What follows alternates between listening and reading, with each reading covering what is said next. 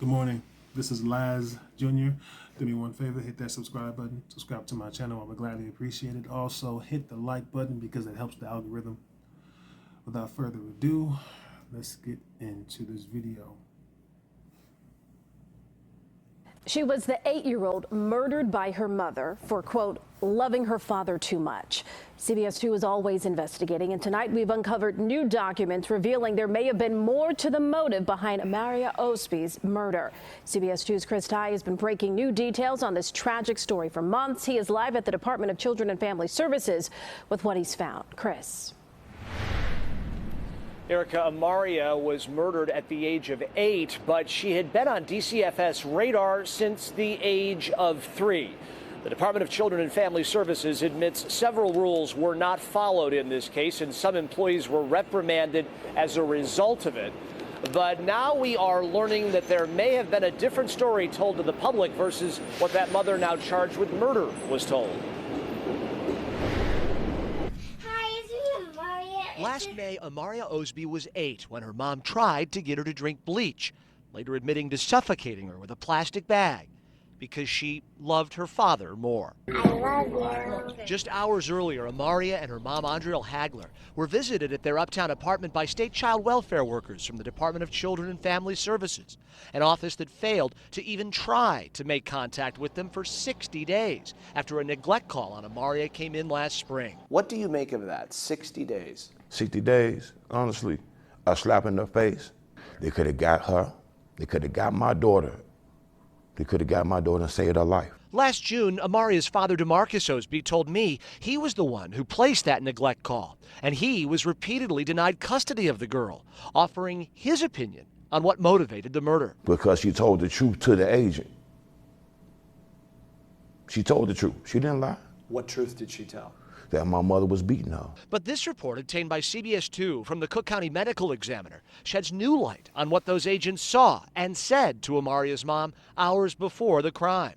According to family members, the ME's report says Osby's mother had a meeting with the Department of Children and Family Services, and Osby was going to be taken away from her mother and placed in the care of another guardian. If true, it flies in the face of the Department of Children and Family Services version of events this June, which read an investigator visited the family and spoke with the mother and child.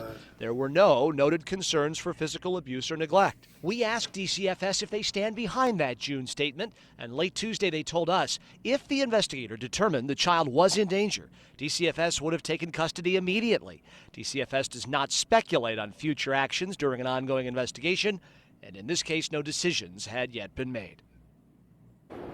Both the DCFS worker and supervisor on the Amaria case were pulled from child care services duties. One of them has now been put back in the care of children and caring for kids. The other one, we don't know. DCFS wasn't able to put a finer point on that for us tonight. Amaria's dad did not want to speak with us tonight. Her legal team, her family's legal team, says they just received today the same documents that we received today. It's too early yet for them to comment.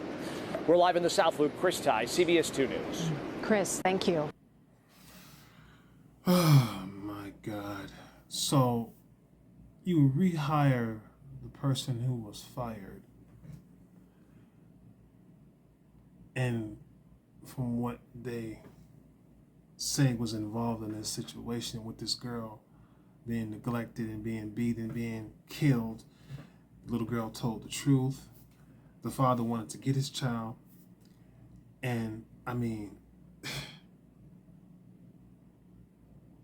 I don't know his story or what happened.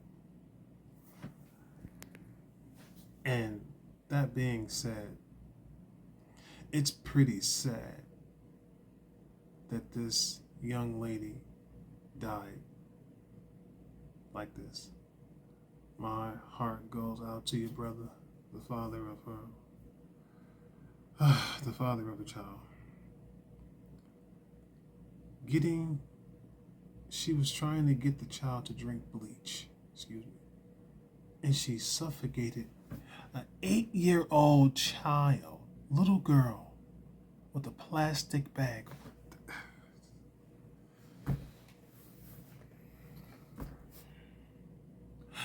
You know, I have daughters. I have 2, or 3 to be exact.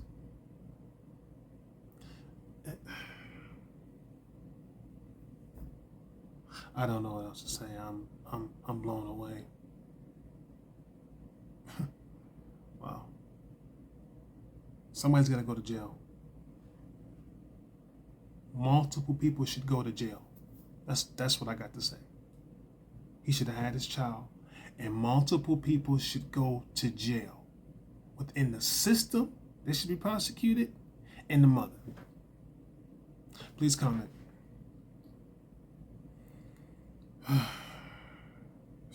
God bless.